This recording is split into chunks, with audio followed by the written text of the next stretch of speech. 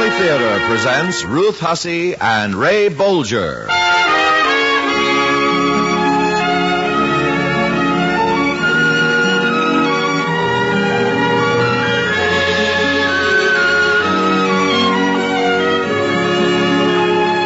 From Hollywood, the Mutual Network, in cooperation with Family Theater, presents All Brides Are Beautiful, starring Ruth Hussey. And now, here is your host, Ray Bolger.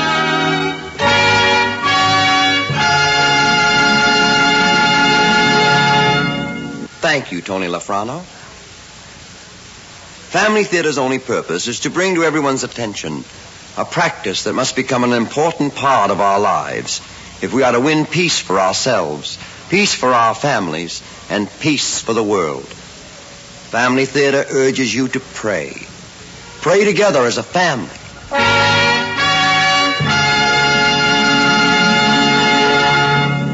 And now to our transcribed drama, All Brides Are Beautiful, starring Ruth Hussey as Lucy.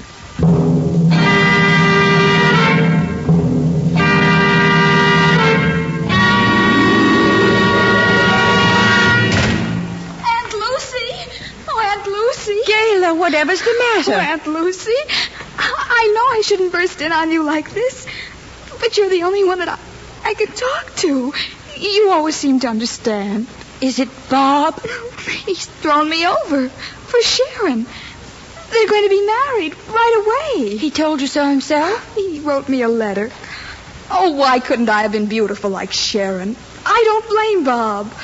What chance is a girl like me of happiness? A better chance, maybe, than the Sharons. Now you're talking like Mother. Somehow, Aunt Lucy, I never expected it of you. Didn't you? Now, sit down, Gayla. It may help you to hear about another letter. A letter I once received. A letter like Bob's? Well, no, Gayla. Quite another kind of letter. It's a letter that came to me when I was about your age. Some of the events leading up to it you may already know. My coming to the city, for instance, and the reason I came. But let's begin with my experience one day at an employment office. Your references are excellent, Miss Palmer. None better, but of course. I know my appearance. But there must be some employer to whom it won't be such a final disqualification. My dear, there's no exaggerating the factor of personal appearance. That's the first thing one learns in running an employment agency. Shall I be brutally frank with you? People usually are. Then take my advice and go back to the small town you came from. Back to the employer who recommends you so highly. I'll find a job here, somehow. But even if you do, eventually, will it have been worth it? Is it so necessary that you stay in New York? You ask me that when you can't even keep your eyes on my face. Oh, Miss Palmer. Oh, I don't blame you. I don't blame anyone. Sometimes I find my own eyes avoiding a mirror. And I've had a long time to get used to myself. A long, long time. Would you mind telling me how it happened? Mine? A little girl is playing in a hayloft, and she falls. Her head strikes against a wagon wheel. Her chin is crushed. It must have been ghastly. They were afraid I wouldn't live. Oh, now, come. You mustn't feel that way. Mustn't I? All these years I've been able to bear it because of one hope. Plastic surgery. Then it's possible? It must be. Oh. You haven't been to see a plastic surgeon yet? The job comes first. Then when I can afford it... Miss Dana, there's something I haven't told you. This isn't the first employment agency I've tried. I guessed as much. Well, I always was a softie. I'll do all I can. Miss Dana kept her word. She did all she could. All anyone could for a job applicant like Lucy Palmer. I got so I had to force myself to go out on the interviews. Force myself to come back again and see the I told you so in Miss Dana's eyes. Sometimes I even felt sorry for the employers who went through the formality of interviewing me. There was a cruelty in their very kindness, and they sensed it. Oh, sit down, Lucy. No, Miss Dana. This time I've merely come back to say goodbye. And thanks. I'm sorry, Lucy. If I could hold out even a ray of hope... I know. I've already bought my train ticket. I'll be running along. No, wait. Dana Employment Agency. Hello, Miss Dana. This is Ralph Colton again. Now, don't tell me. Same old story. Cupid Colton, they ought to call me. Every time I hire a secretary, some poor simpleton decides to marry her. You do have a rather remarkable record. Miss Dana, this time, will you give me a break? Send me a man-hater or, at the very least, some girl who will solemnly swear to avoid matrimony for a year or two. Well... Oh, Mr. Colton. You sound like you just had an inspiration. I have. Listen, I know just the girl for you. She's... well, I'll send her over. You do that, and right away. Lucy, I want you to hurry over to the law office of Ralph Colton. It's only a few blocks away. Here, I'll write down the address. Why bother? Oh, but my dear, I know you'll get the job. Not when he sees what I look like. You don't understand, Lucy. Ralph Colton is blind.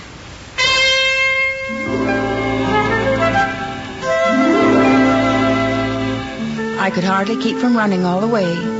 People turned to stare until I realized that in my excitement I'd forgotten to turn up my coat collar. But one doesn't enter an office with a face hidden by a coat collar. So the girl looked at me unbelievingly when I told her what I'd come for.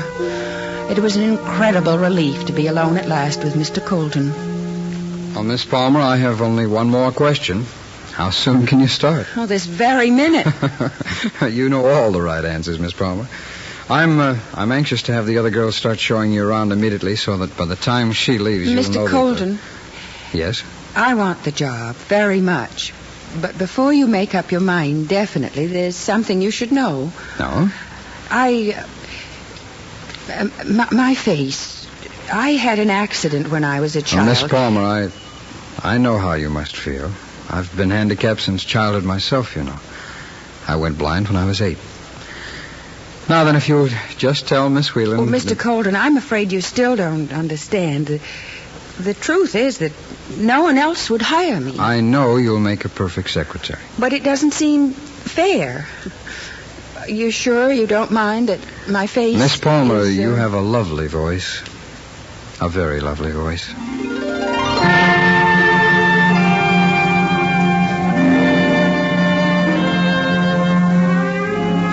It was weeks before I even unpacked my trunk.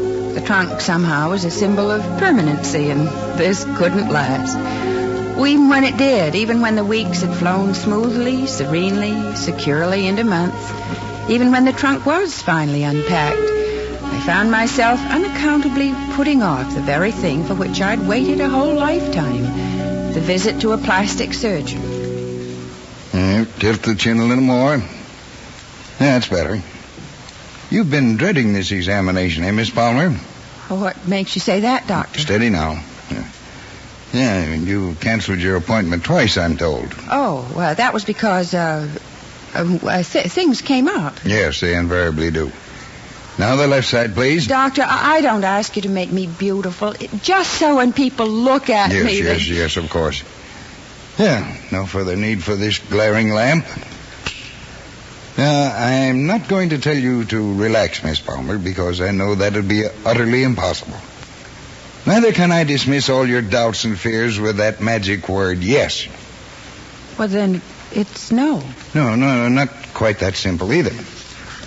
You see, Miss Palmer, the surgery necessary in your case will involve a certain degree of danger. Oh, what kind of danger? Of having the facial nerve injured. The consequence would be complete paralysis of the affected side. Oh. The operation, if it's entirely successful, I can promise you a normal face, a beautiful face even. But if not, well, the decision is entirely yours. A short time ago, I wouldn't have hesitated. And now? Well, now I've found a place for myself, a place where I'm wanted, even needed. Well, thank you, Doctor, but I'm afraid my answer is no. In the days that followed, I tried to dismiss the whole matter from my mind, as well as try to dismiss what confronted me in the mirror. but I didn't realize that anyone else was aware of my inner turmoil. Miss Palmer, has something gone wrong? Why do you ask that, Mr. Colton? Well, it's not that I want to meddle, but, well, you seem so upset lately. I hope it's nothing really serious. Oh, not as serious as it once seemed. Nothing I may have said or done. Oh, no. Oh, you've been very kind. I can't tell you how grateful Well, it's nice of you to say that. For my own part, I want to say, well, how much I've come to depend on you. But I haven't told you the news, have I? Good news? The best. My kid brother, Chester, has just been admitted to the bar, and I'm expecting him this afternoon from upstate. From now on, this firm will be Colton and Colton. Oh. Oh, and you like him, Miss Palmer. Everybody does. He is one of... Yes, who's that? Pardon the intrusion, sir, but could I possibly interest you in a new law partner? You're looking great, Ralph. Is it prosperity? Or maybe a touch of romance, huh? Oh, you know, I've always said you ought to appropriate a wife. Miss Palmer, this is the scalawag I was telling you about. How do you do? How do you do, Mr. Colton?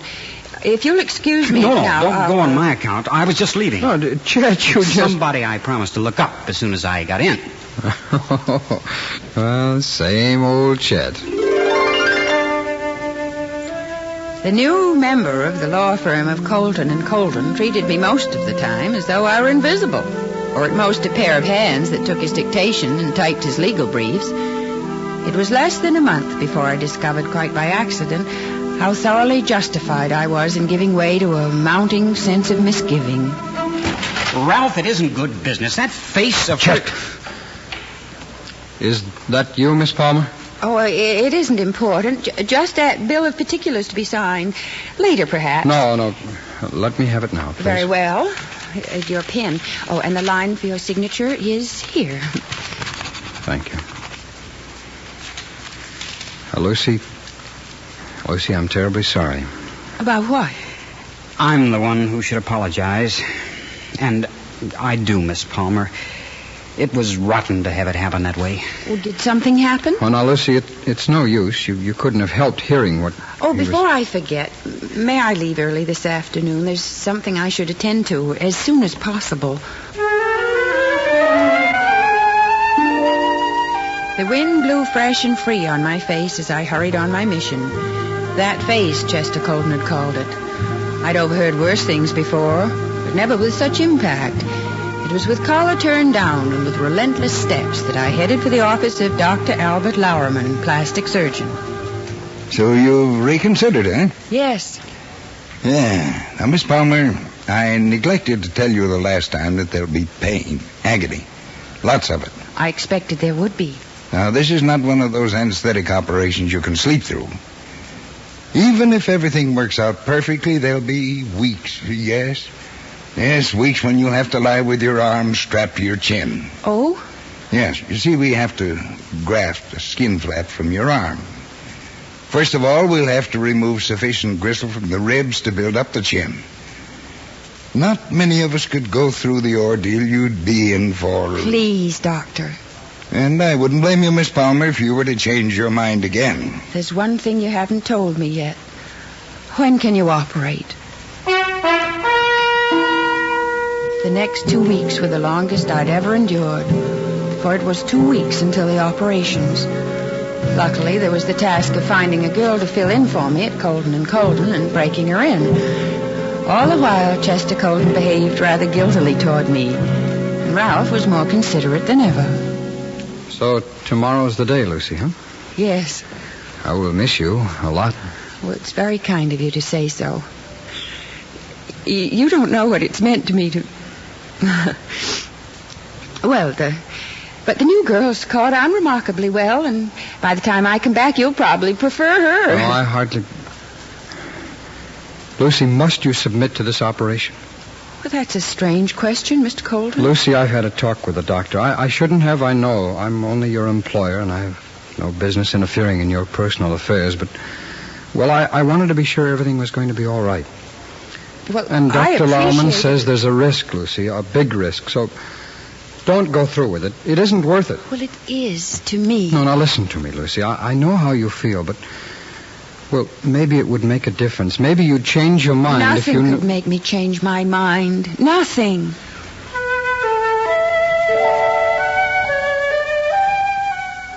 A beautiful spring morning smiled in through the tall windows at the end of the hospital corridor as they wheeled me into the operating room. Just such a morning, it seemed to me, as that spring day when the little girl had played in the hayloft of her father's barn. And then came the pain, the bottomless vortex of pain, just as when the little girl had gone hurtling down, down, down, and crushed her chin and her hopes and her happiness against the brutal, biting rim of the wagon wheel. You lie with your arms strapped to your chin, and time grinds to a throbbing halt, and only one thing matters anymore: to be able to tear that arm away, to flex it, to fling it back and forth until the agonizing ache is gone, until a delicious nothingness is settled mercifully over the bound, bandaged heap which is Lucy Palmer, which is you.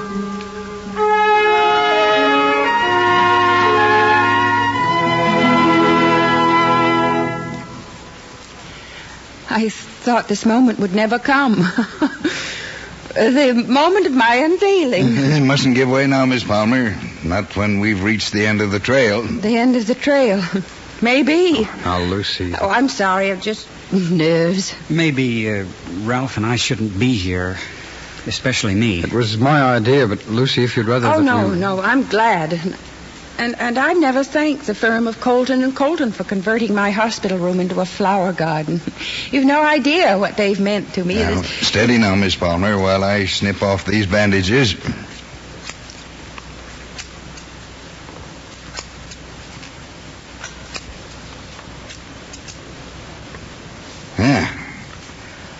Doctor? Nurse, bring Miss Palmer a hand mirror.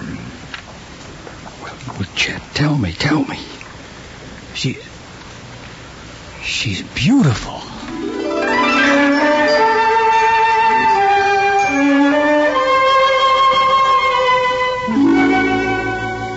Yes, the plastic surgery was a great success.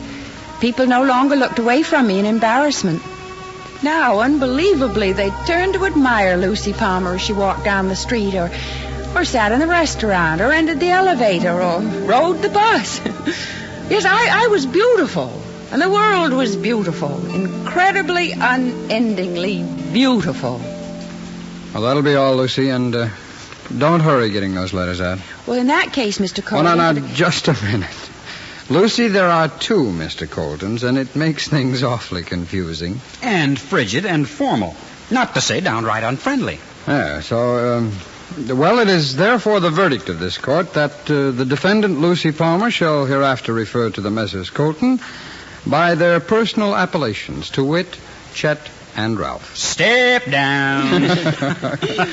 Well, what I was about to say, Chet and Ralph, was that I feel guilty asking you to let me off early again today, but the doctor insists that I come in regularly for an examination. Sure, you go right ahead. As a matter of fact, Lucy, I was just driving over that way. I'll drop you off. Would you? Well, I'll get my hat and coat. Chet, weren't you going in the opposite direction? Toward the courthouse? Was I? Well, Lucy, let me help you with your coat. What? My dear, you mustn't feel so self-conscious about being seen admiring yourself in a mirror. If I had a lovely face like yours, I'd always have a mirror within view. You always know just the right thing to say. No, not always. Bye, Ralph. Bye. You know, Lucy, I've been wanting a chance to apologize for the time I said the wrong thing and hurt you so deeply. Well, if you hadn't, I'd still be that other girl. Then you do forgive me? Forgive isn't the word. I'm positively grateful. Gratitude is such a wonderful thing. Maybe it could induce you to have dinner with me some evening. Oh, but Mr. Colton... You're forgetting yourself. Chet. And how about this evening? Oh, what would people say, Chet, seeing me out with one of my employers?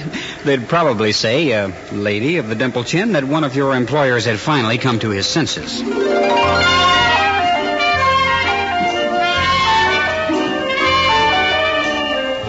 I did have dinner with Chet that evening. Such a nice dinner. Such a nice evening. Soon we were together again almost every evening. It was a part of living that I'd never even glimpsed. And how I gloried in it. And yet all the while I kept telling myself that it couldn't last. I have an extra special reason for wanting to sit out this dance, Lucy. For once, you sound serious. For once, I am. Lucy, I suppose everyone has warned you about my romantic past. Everyone. As the accused, I have a right to know just what they've said. That you could never resist a pretty face, except that it's always a different one. Well, they're wrong. I was just searching until I found the right one. And I have. Shall we go in now? You've got to believe me, Lucy. I never meant anything more in my life. Well, maybe you haven't, but you will. I'm going in. Lucy. Please, Chet. Say you love me. Say you'll be my wife. Beautiful Lucy.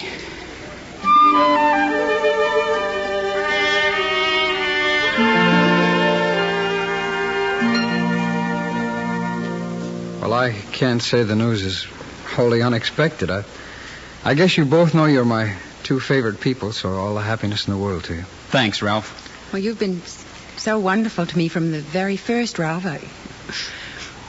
I'm going to prize having you for a brother-in-law. Hey, that reminds me. I'd better call up Miss Dana and tell her that old Cupid Colton has done it again. Oh, by the way, will the wedding be soon? No. Lucy is holding out for a long engagement. A whole month. There was only one thing to mar the happiness of that month of trousseau buying and honeymoon planning. Something was wrong with Ralph. Ralph, who'd always been the picture of health and vitality. Chet insisted on his having a physical checkup. And though the doctor said it didn't seem to be anything serious, I began to worry. Confused kind of worry. I'd wake up at night with a feeling that something terrible was going to happen. The night before the wedding, I awoke with the feeling that it had happened. Whatever it was I'd been dreading. Then suddenly I knew what it was. I jumped out of bed and snapped on the light, ran to the mirror. Well, you said yourself, Doctor, that the danger was past. And now look at me. This was to have been my wedding day. Yeah. I wonder. Wonder what? Now, Miss Palmer, you're suffering from paralysis of the facial nerve. That's true. The drooping lower lid and the mouth, the contorted face that weeps only on one side. There's no mistaking the symptoms, but the cause need not have been physical. Oh, don't talk in riddles. Well, you see, the brain, Miss Palmer, is the greatest riddle of all. Now, unconsciously, without in the least suspecting it, you may have willed this very calamity upon yourself in order to find escape of some sort. Well, go on, Doctor. Now, just ask yourself, is this connected somehow with what was to have happened today? Is this connected somehow with the wedding and Chester Colton? Oh, I don't know. I don't know. Well, I didn't seem to have a worry in the world, except Ralph. What's that? Chet's brother, Ralph. He hasn't been feeling too well lately. Ralph Colton? Wait a minute. What are you doing, Doctor? Now, Ralph Colton came to see me before your operation. He entrusted me with this letter. For me? Yes, I was to give it to you only if the operation did not succeed. Well, now it hasn't, and since I neglected to destroy it, I feel perfectly justified in giving it to you now. A letter? From Ralph? Go on, Miss Palmer, read it. Maybe it can throw light on our riddle. My dear, it may be some slight consolation to you in this bitter hour of disappointment to know that no surgery of man, no miracle of God, could make you more beautiful than you've always been to me. I love you, Lucy, and while I grieve over your heartbreak, it gives me courage now to ask something which I could not otherwise have dared to dream. Darling, will you be my wife?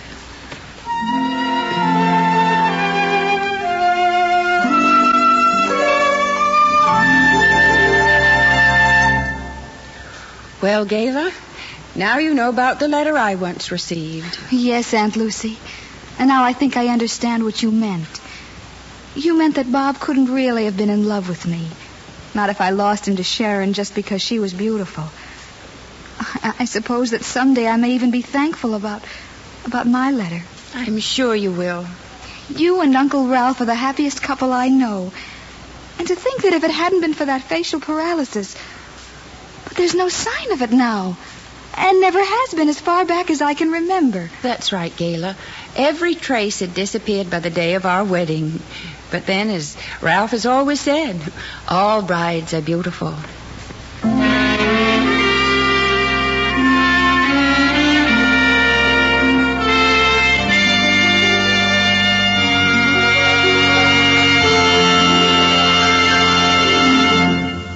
This is Ray Bolger again. You know, if there really were a pot at the foot of the rainbow containing the greatest treasure in the world, do you know what that treasure would be? Happiness.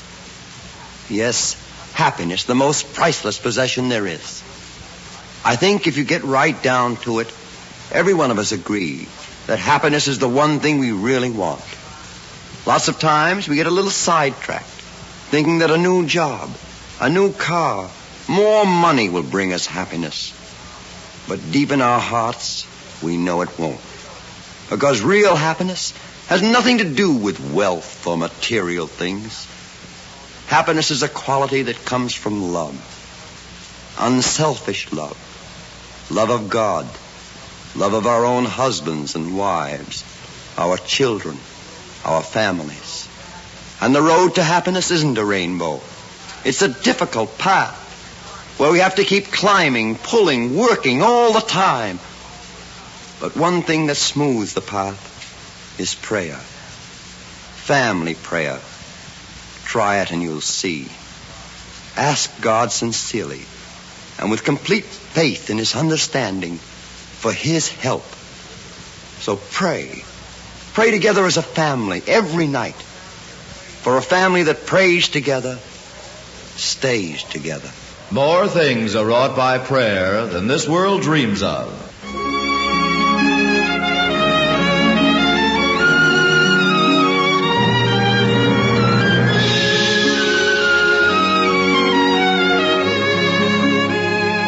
From Hollywood, Family Theater has brought you transcribed All Brides Are Beautiful, starring Ruth Hussey. Ray Bolger was your host. Others in our cast were Stacey Harris, Gloria Grant, Sam Edwards, Gail Bonney, and Leo Curley. The script was written by Maurice Zinn and directed for Family Theater by John T. Kelly, with music composed and conducted by George Wright. This series of Family Theater broadcasts is made possible by the thousands of you who feel the need for this type of program, by the Mutual Network, which has responded to this need, and by the hundreds of stars of stage, screen, and radio who give so unselfishly of their time and talent to appear on our Family Theater stage. To them and to you, our humble thanks. This is Tony Lafrano expressing the wish of Family Theater that the blessing of God may be upon you and your home, and inviting you to join us next week when Family Theater will present Lines of Probability, starring Victor Jory. Jimmy Durante will be your host. Join us, won't you?